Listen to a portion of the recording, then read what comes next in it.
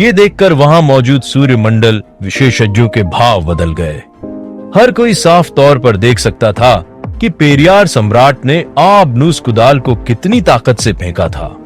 यहाँ तक कि उन्हें भी उस कुदाल को पकड़ने के लिए अपनी पूरी ताकत लगानी पड़ती। हालांकि नील ने उसे ऐसे रोका जैसे कि वो कोई खिलौना था। यहाँ तक कि उसने आबनूस कुदाल को सिर्फ 2 उंगलियों से पकड़ लिया था। आखिर ये बच्चा कितना शक्तिशाली था। वहीं आबनूस कुदाल को पकड़ने के बाद नील हल्के से मुस्कुराया और गोपुरम के ऊपर चढ़ने पर ध्यान केंद्रित किया। जब सूर्यमंडल के विशेषज्ञों ने नील को गोपुरम में प्रवेश करते देखा तो वे सभी उड़कर अलग अलग दरवाजे से नील के पीछे चले गए। जहां तक राजकुमारी श्रुतिका, राजकुमार योगेश और नील के बाकी साथियों का सवाल है, तो वे लोग वहीं रुककर उनके वापस आने की प्रतीक्षा करने लगे। लेकिन नील ने सबसे ऊपरी मंजिल में प्रवेश नहीं किया। इसके बजाय वो सीधे 45वीं मंजिल पर चला गया। उसे सबसे पहले जीवन पत्थर की जरूरत थी। 45वीं मंजिल पर मौजूद जीवन पत्थरों में 1000 गुना अधिक जीवन शक्ति मौजूद थी। इसलिए दिव्यांशी को बचाने के लिए उसे केवल एक की ही जरूरत थी। जिस पल नील ने 45वीं मंजिल में प्रवेश किया, कई सूर्यमंडल विशेषज्ञ भी गोपुरम में प्रवेश कर गए। वे 45वीं और 46वीं मंजिल और सबसे ऊपरी मंजिल की पत्तियों पर खड़े थे। हालांकि उन तीनों मंजिलों पर स्थित पत्तियों में बहुत ज्यादा रत्न नहीं थे, लेकिन उनमें से लगभग सभी दुर्लभ खजाने थे। हर रत्न का उपयोग अर्धदैवीय उपकरण या यहाँ तक कि दैवीय उपकरण बनाने के लिए सामग्री के रूप में किया जा सकता था।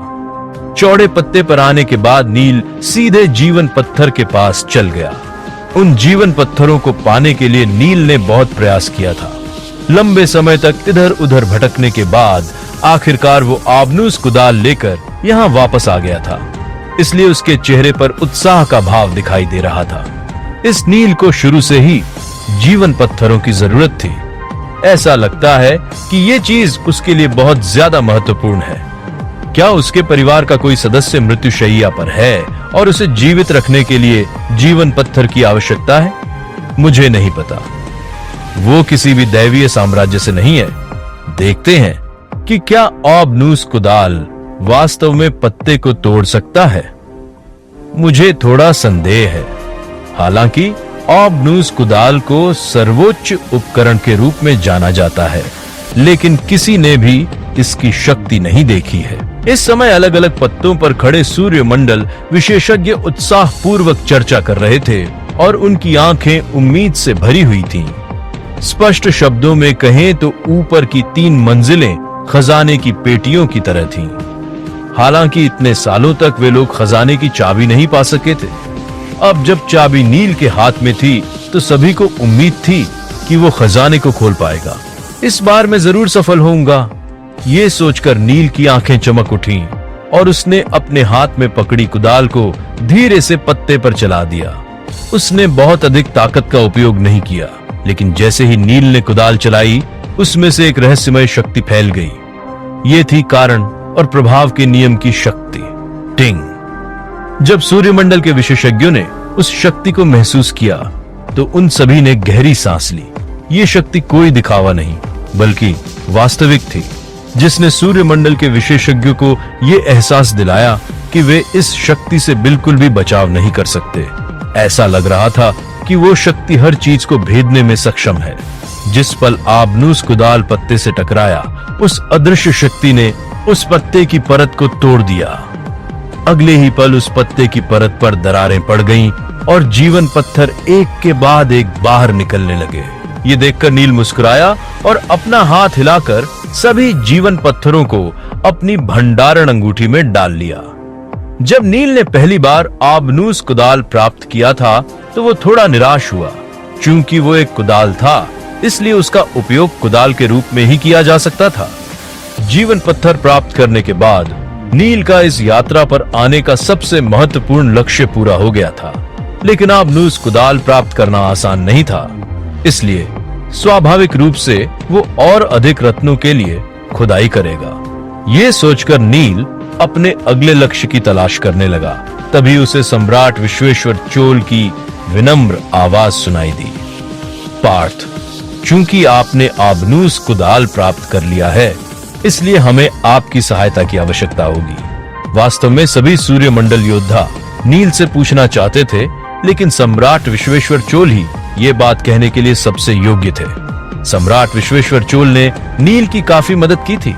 इसके अलावा नील सम्राट विश्वेश्वर चोल के क्षेत्र में था, इसलिए जब सम्राट ने खुद कुछ कहा था तो भला नील कैसे मना कर सकता था। बेझिझक कहिए सम्राट, अगर मैं आपकी मदद कर सकता हूं तो मैं स्वाभाविक रूप से मना नहीं करूंगा। उनकी बात पर नील ने सिर हिलाया और बहुत ही सम्मान के साथ कहा।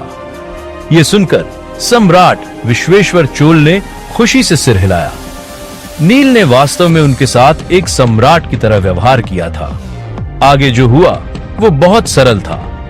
नक्षत्र सम्राट गुप्त क्षेत्र में प्रवेश करने के लिए हम सभी को एक विशेष प्रकार का रत्न चाहिए।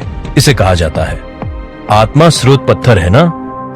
नील ने राजकुमार योगेश से पहले भी इसका जिक्र सुना था, इसलिए उसने तुरंत अनुमान लगा लिया कि वो क्या है। हाँ, आपके पैरों के बाईं ओर लगभग 3 गज की दूरी पर एक आत्मा स्रोत पत्थर मौजूद है, सम्राट विश्वेश्वर चोल ने मुस्कुराते हुए कहा। इस समय उनका लहजा बहुत विनम्र था। ऊपर की 3 मंजिलों पर कई आत्मा स्रोत पत्थर मौजूद थे, लेकिन इतने सालों के बाद भी वे पूरी तरह से रत्न भक्षक कीड़ों पर ही निर्भर थे। इतने वर्षों में दैवीय साम्राज्यों ने केवल 100 आत्मा स्रोत पत्थर ही प्राप्त किए थे।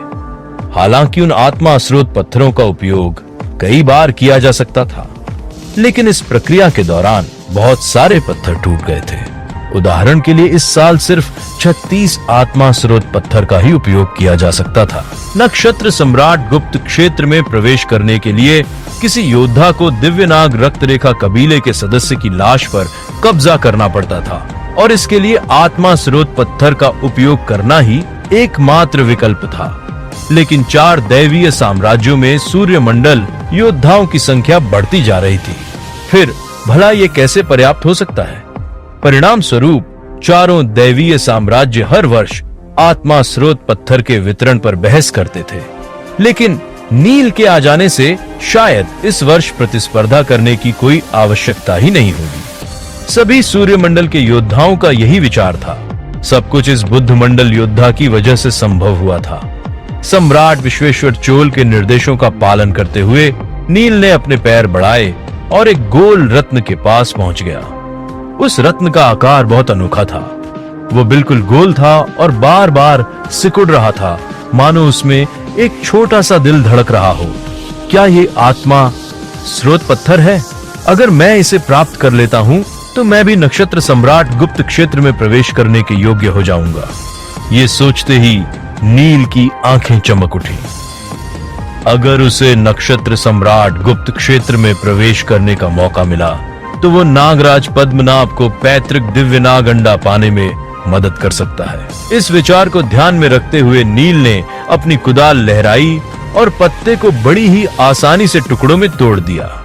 फिर उसने पत्ते से आत्मा स्रोत पत्थर को बाहर निकाल लिया। उस दृश्य को देखकर कई सूर्यमंडल योद्धा मुस्कुरा उठे। तभी सम्राट विश्वेश्वर चोल ने सभी से कहा, सब लोग जल्दी से इधर उधर देखो और अपने आसपास आत्मा स्रोत पत्थर की खोज करो। लेकिन तभी नील ने सम्राट विश्वेश्वर चोल से कहा, सम्राट, मेरा एक अनुरोध है। यह सुनकर सम्राट विश्वेश्वर चोल रुक गए और फिर मुस्कुराते हुए कहा, बताओ पार्थ, आप क्या कहना चाहते हैं? क्या नक्षत्र सम्राट गुप्त क्षेत्र की यात्रा में मैं भी शामिल हो सकता हूं? नील ने शांति से पूछा। लेकिन नील के शब्दों को सुनकर कोने में खड़े पेरियार सम्राट ने ठंडे स्वर में कहा, नक्षत्र सम्राट गुप्त क्षेत्र 4 दैवीय साम्राज्यों के लिए सबसे महत्वपूर्ण स्थान है। फिर हम किसी बाहरी व्यक्ति को अंदर कैसे आने दे सकते हैं? यह सुनकर सूर्यमंडल योद्धाओं के चेहरे पर अजीब भाव आ गए। जब से उन्हें नक्षत्र सम्राट गुप्त क्षेत्र में प्रवेश करने का रास्ता मिला है, तब से सूर्यमंडल के नीचे कोई भी व्यक्ति प्रवेश नहीं कर पाया था। इसलिए देखा जाए तो नील का अनुरोध वास्तव में नियम के विरुद्ध था। लेकिन सम्राट विश्वेश्वर चोल के बोलने से पहले ही अब तक शांत रहे भाग्य सम्राट ने कहा, पार्थ, कोई बाहरी व्यक्ति नहीं है, वो चोल दैवीय साम्राज्य का सदस्य है। इसके अलावा अतीत में हमारे पास आत्मा स्रोत पत्थरों की संख्या सीमित थी। अब जब हमारे पास पार्थ की मदद है तो हमें किसी से डरने की जरूरत नहीं है। भाग्य सम्राट के शब्दों को सुनकर सम्राट विश्वेश्वर चोल ने भी कहा, आप सही कह रहे हैं। इसके अलावा इन 3 मंजिलों पर 200 से अधिक आत्मा स्रोत पत्थर मौजूद है। ऐसे में पार्थ की सहायता से हमें कोई समस्या नहीं होगी। ये सुनकर पेरियार सम्राट ने अपनी नाक भौं सिकोड़ ली, लेकिन सबके विरोध के कारण उसके पास कोई और विकल्प नहीं था। इसके अलावा वो भी आत्मा स्रोत पत्थर पाने के लिए नील के ही भरोसे था। चूंकि सभी सम्राट सहमत हो गए थे, इसलिए नील अपने काम में व्यस्त हो गया। वो एक के बाद एक पत्ते से गिरता रहा और अगले दरवाजे में प्रवेश करता रहा। यहाँ एक आत्मा स्रोत पत्थर है, 46वीं मंजिल पर। यहाँ इस पत्ते पर 3 है। अगर तुम्हारा काम हो गया हो तो यहाँ आ जाओ। मेरे पास भी 2 हैं। नील द्वारा लगातार आत्मा स्रोत पत्थर निकाले जा रहे थे, लेकिन आत्मा स्रोत पत्थर निकालते समय नील बाकी रत्नों को खोदना नहीं भूला। इन तीनों मंजिलों पर मौजूद सभी रत्न बहुत मूल्यवान थे, इसलिए नील ने उन्हें एक एक करके अपने पास रख लिया। वहीं सूर्यमंडल के योद्धा उत्सुकता से देख रहे थे कि कैसे नील सभी कीमती रत्नों को अपने पास रखता जा रहा था। हालांकि वे नील से उन्हें मांगना चाहते थे, लेकिन उन्हें नहीं पता था कि कैसे मांगे। हालांकि नील ने पहले ही अपना मन बना लिया था। उसे सिर्फ एक आत्मा स्रोत पत्थर चाहिए था। बाकी रत्नों की बात करें तो अगर वे लोग उन्हें मांगते तो नील उन्हें दे सकता था। आखिरकार वो सिर्फ एक बुद्ध मंडल योद्धा था। अगर वो खुद को दैवीय साम्राज्य में स्थापित करना चाहता था तो उसे इन सम्राटों से दोस्ती करनी होगी। इस तरह से नील ने एक एक करके इन तीनों मंजिलों की पत्तियों को तोड़कर उनमें मौजूद रत्नों को बाहर निकालता रहा। लेकिन जब नील सबसे ऊपरी मंजिल पर पहुंचा तो उसकी नजर ऊपरी मंजिल पर लगे नाजुक फूल पर टिक गई। जब नील 45वीं मंजिल पर था तो उसने पहले ही इस जादुई फूल को देखा था। बिना किसी संदेह के वो फूल इस पवित्र पेड़ का स्रोत होना चाहिए। उसे तोड़ लो नील। तभी नील के दिमाग में नागराज पद्मनाभ की आवाज गूंजी, वो फूल। नागराज पद्मनाभ की बात सुनकर नील ने कुछ देर तक उस फूल को निहारता रहा। तभी नागराज पद्मनाभ ने हंसते हुए कहा, यह पवित्र पेड़ का आपदा पुष्प है। आपदा पुष्प? ये कैसा नाम है? अचानक नील की आंखें चमक उठी। हालांकि वो फूल बहुत सुंदर था, लेकिन उसका नाम बहुत अजीब था। ये आपदा पुष्प दैवीय शुद्धिकरण की शक्ति को अधिकतम स्तर तक बढ़ा सकता है। नागराज पद्मनाभ ने समझाते हुए कहा। ये सुनकर नील की आंखें हैरानी से भर गईं। दैवीय शुद्धिकरण की शक्ति को बढ़ा सकता है तो क्या होगा आगे? और क्या नील नागराज पद्मनाभ की बात मानकर आपदा पुष्प को तोड़ लेगा? लेकिन कहीं ऐसा करके नील अपनी परेशानी तो नहीं बढ़ा लेगा?